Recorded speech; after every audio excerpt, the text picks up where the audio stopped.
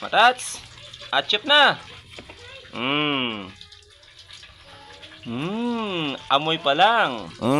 Unya na to nakaunon kay ato sa nindakpon ang do kabuk pato mga tats kay atong ihawon no para makatilaw mo pakit unta mo unsa pagluto aning pato. Tama-tama nakahuman na sila pabukal dira no so atong himuon karon atong dakpon ang pato dito. So mao ni atong mga ingredients mga tato nga simple lang nga pagka-ingredients kay nga naman lami naman ning pato. Kaning patohan ni mga tulo pa ni kabulan og isa pa bata pa kay ni nga naman tag sobra kilo pa isa ani so mo pa paglutas ani no. So atong himuon ni dili na to dugayon sa ini ni tubig kay mga langkat ni siya. Sa unang panahon mga tats pertin daghan na nakog pato kaso lang mga wala kay nga naman naiilaga nga ito og ulo napoy ilaga nga puti og ulo so mo to tigkuha sa akong mga pato kini bitong pato nga tagsa ra kakatilaw perti yung lami ang mga tats sa tinuod lang no kung ako ang pasultion sa mga unay lagpato dira kanang hilig lagpato na magoy mga tao nga dili ganan og pato kay simpre hugawan sila sa pagtan-aw ang kinaon sa pato pero magdepende ra na sa tao una na matas no pag human natog hugas dira atong lapuan para mawala yung langsa para lami pod atong kaon ba pag human natog lapo matas aton na nagisaw sa lamas no so ang lamas ani matas nga akong gigisa ahos ug bombay with loya kini nga luto mga tats simple lang kay nino inato lang gud ni dili ningon pang restaurant mga tats nga kompletohon bitaw natog Ricardo kay nga naman dili man tayo nga cook jud ta kayo ang ako lang nabalaan gud mga tats nga simple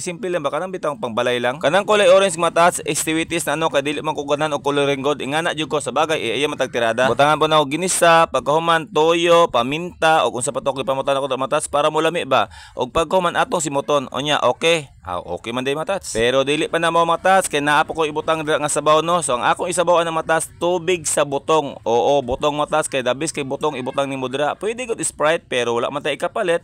Daghan mag butong sa palibot. So butong ang akong ibutang diya. Tan-awan yung matats. So ato sa nang sa pahubas-hubason. After 10 years, okay na matats tan-awa. Ato nang ukay-ukayon dira. Abi ninyo kung naalam mo dira no, sa aso pala makaingon jud mo. Makagutom na jud, lami na jud kay itira pero di pa man gud mao. So ato pa jud nang pahubas-hubason para mo gawas jud ang iyang kulay bitaw nga magpula-pula siya mao na ni final nga pagkaluto mga tats tan-awa asa ka diha siyempre ato na nang hukaron pero lahi ko mo kaon mga tats ako lang ning landanon no dili na ko ni paresan og kanon para matagbo jud ko unsa kalami jud ni akong giluto nga pato achip na